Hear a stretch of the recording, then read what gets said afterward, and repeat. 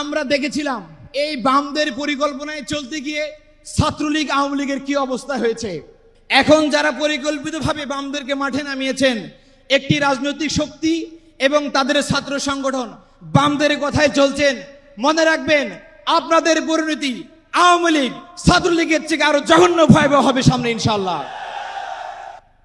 সম্মানিত উপস্থিতি, আপনারা জানেন 1971 সালে স্বাধীনতা যুদ্ধের পরে দেশের প্রত্যেকটি ক্যাম্পাসে যখন ছাত্র সমাজ অনৈতিকতার জালে আবদ্ধ হয়ে পড়েছিল, ছাত্রলীগ এবং বাম সন্ত্রাসীরা যখন ক্যাম্পাসে সহিংসতা, ধর্ষণ, টেন্ডারবাজি, সিট বাণিজ্য, শিক্ষার্থী নির্যাতন এবং শিক্ষার্থীদের হত্যা করার মাধ্যমে পরিকল্পিতভাবে শিক্ষার পরিবেশ বিনষ্ট করছিল, ঠিক এই সময়ে এই দেশের এবং জাতির ঐতিহাসিক প্রয়োজনে আবির্ভাব হয় শহীদ কাফেলা বাংলাদেশ ইসলামী ছাত্র শিবিরের।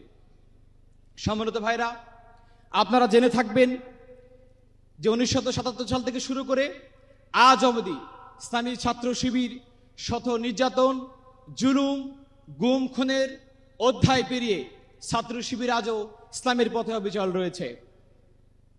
আপনারা জেনে থাকবেন যে ইসলামী ছাত্র শিবির বড় বড় চেষ্টা করেছে ইসলামের আলোকে এদেশকে, এ জাতিকে গঠন করতে।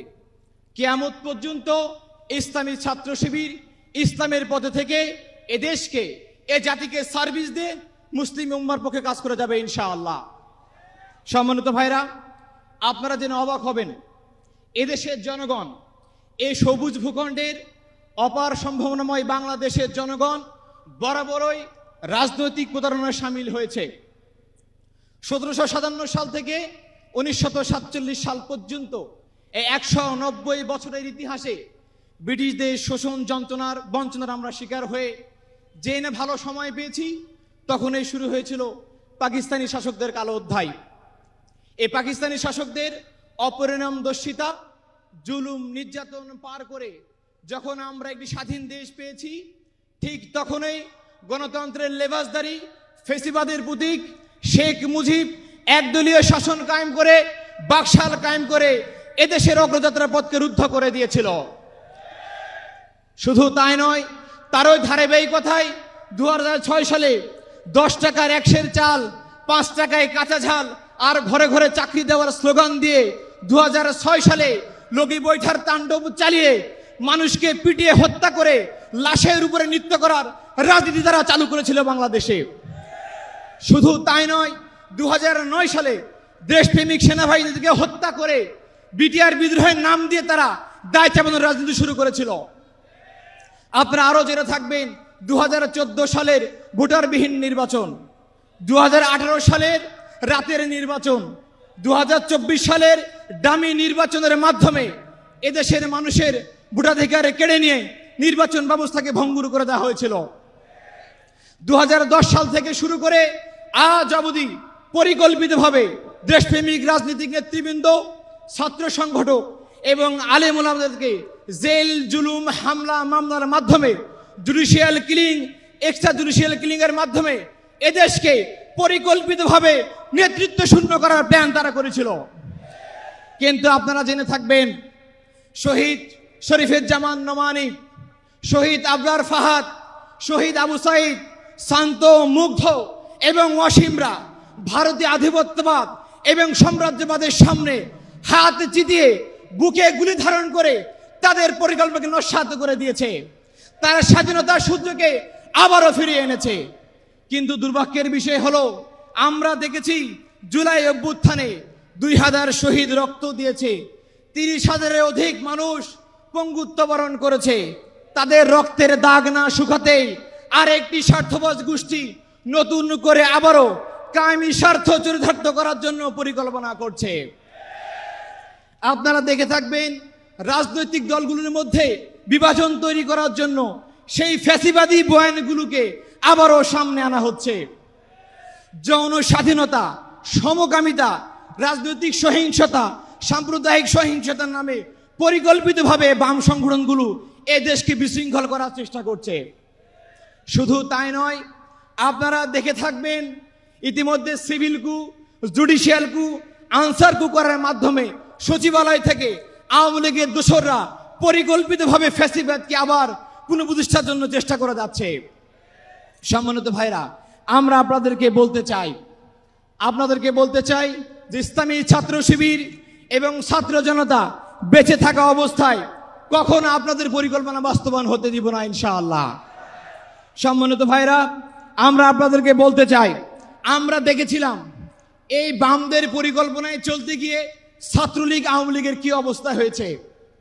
এখন যারা পরিকল্পিতভাবে বামদেরকে মাঠে নামিয়েছেন, একটি রাজনৈতিক শক্তি এবং তাদের ছাত্র সংগঠন বামদের কথায় চলছেন, মনে রাখবেন আপনাদের পরিণতি আওয়ামী লীগ ছাত্রলীগের থেকে আরো জঘন্য ভয়াবহ হবে সামনে ইনশাআল্লাহ। আমরা বলতে চাই, 80 দশকে আমরা দেখেছি ক্যাম্পাসে বামেরা স্লোগান দিত, একটা শিবির ধর, ধৈরা ধৈরা জবাই কর।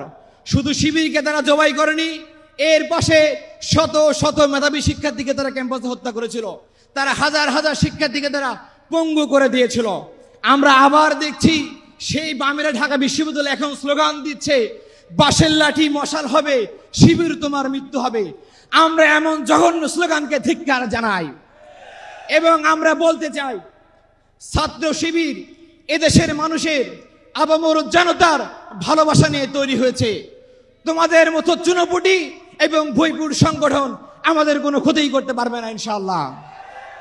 আমরা বলতে চাই, এই বাম সংগঠন যারা ছাত্র শিবিরের 22 জন ভাইকে হত্যা করেছিল, তারা আজকে স্লোগান দিচ্ছে আবরার ফাহাদকে হত্যা করা নাকি জায়েজ ছিল, এবং এই স্লোগানকে এখন বর্তমানে একটি ছাত্র সংগঠন তারা ইতিমধ্যে সাপোর্ট দিয়ে যাচ্ছে।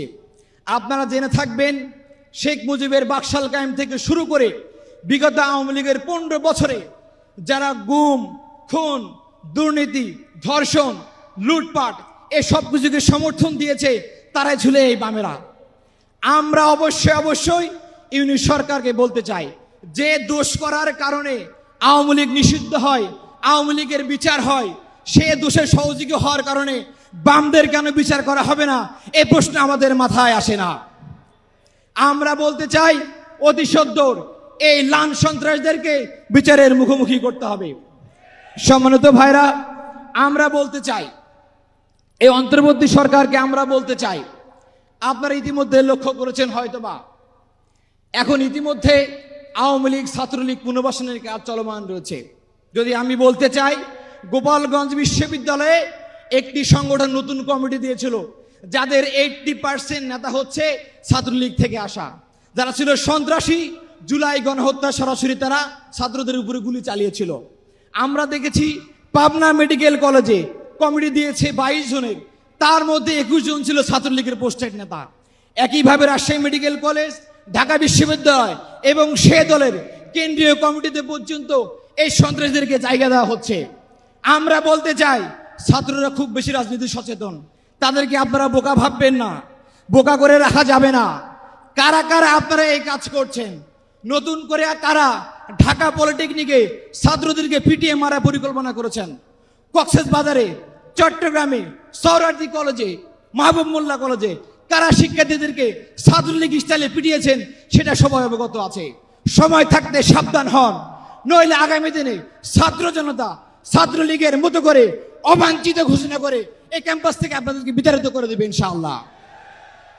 সম্মানিত ভাইরা, আমরা বলতে চাই, আমরা স্পষ্ট ভাষায় বলে দিতে চাই, আমরা অন্তর্বর্তী সরকার, আমরা আপনাকে বলতে চাই, বাংলাদেশের জমিনে আর কোনো ভারতীয় দালালদেরকে আমরা জায়গা দিতে পারবো না।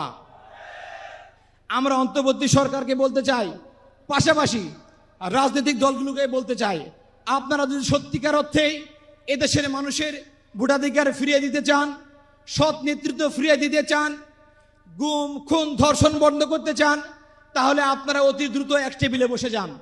আপনারা জাতীয় সংহতি ঘোষণা করুন, জাতীয় ঐক্য গড়ে তুলুন। এই কাজে অবশ্যই ইসলামী ছাত্র শিবির আপনাদেরকে সহযোগিতা করবে।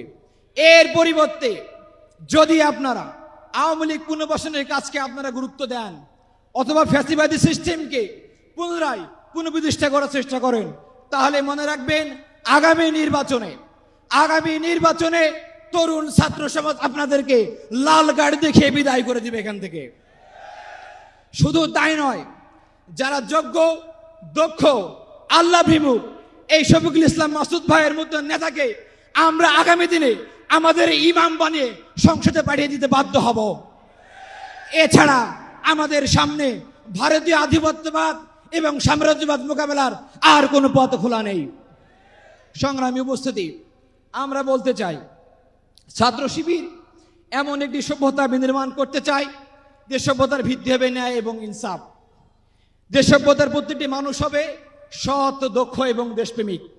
সম্মানিত উপস্থিতি, আগামী দিনে আমাদের দেশ কতটুকু ভালো থাকবে, এ জনগণ কতটুকু শান্তিতে থাকবে তা নির্ভর করবে আগামী দিনে সংসদে কারা যাচ্ছে। যারা শরিয়া আইন মানে না, যারা চাঁদাবাজি করে, লুটপাট করে, টেন্ডারবাজি করে, টেম্পু স্ট্যান্ড দখল করে, তাদেরকে দিয়ে এদেশের কোনো পরিবর্তন হবে না, আমরা সেটা ভালো করে জানি। কাজেই ছাত্র শিবিরের মতামতের সাথে যারা একমত পোষণ করবে, আগামী দিনে জাতীয় নির্বাচনে ইসলামী ছাত্র শিবির তাদের পক্ষ হয়ে লাগাতার জিহাদ করে যাবে ইনশাআল্লাহ। এবং ইসলামী ছাত্র শিবির এরকম আল্লাহ ভীরু সৎ, দক্ষ নেতৃত্বকে আগামী দিনে এদেশের নেতৃত্ব ছেড়ে দিতে কাজ করবে ইনশাআল্লাহ। সম্মানিত ভাইরা, আমি সর্বশেষ আপনাদের সামনে বলতে চাই, আমরা চেয়েছি এদেশে এমন একটি রাজনৈতিক সংস্কৃতি গড়ে তুলতে যেখানে থাকবে না ট্যাগিং, যেখানে থাকবে না ব্লেমিং, যেখানে থাকবে না দোষারোপ, যেখানে থাকবে না দোষ চাপানো এবং দায় চাপানো রাজনীতি। আমরা চাই রাজনৈতিক অঙ্গনে একটি পারস্পরিক সহযোগিতা, সহমর্মিতা এবং শ্রদ্ধাবোধের জন্ম দিতে। আমরা জুলাই অভ্যুত্থানের শহীদদের কফন শেষ শপথ করেছিলাম। শহীদদের মায়ের পরিবারে গিয়ে গিয়ে আব্বা আম্মাকে আমরা ওয়াদা দিয়ে এসেছি। হাসপাতালে গিয়ে গিয়ে পঙ্গুত্ব বরণকারী ভাইদেরকে আমরা কথা দিয়ে এসেছি। জুলাই হত্যাকারীদের বিচার না হওয়া পর্যন্ত এবং জুলাই অভ্যুত্থানকে বিপ্লবে রূপান্তর না করা পর্যন্ত ইসলামী ছাত্র শিবির ঘরে ফিরবে না ইনশাআল্লাহ। সম্মানিত ভাইরা, আগামী দিনে শহীদ ভাইদের প্রত্যাশার আলোকে বৈষম্যহীন এবং সম্প্রীতির এক দেশ গড়তে এবং দেশ ইসলাম রক্ষার আন্দোলনে আপনাদেরকে অংশগ্রহণ করার উদাত্ত আহ্বান জানিয়ে আজকের মতো বিদায় নিচ্ছি। বাংলাদেশ জিন্দাবাদ, বাংলাদেশ ইসলামী ছাত্র শিবির জিন্দাবাদ, ইনকিলাব জিন্দাবাদ, খুদা হাফেজ।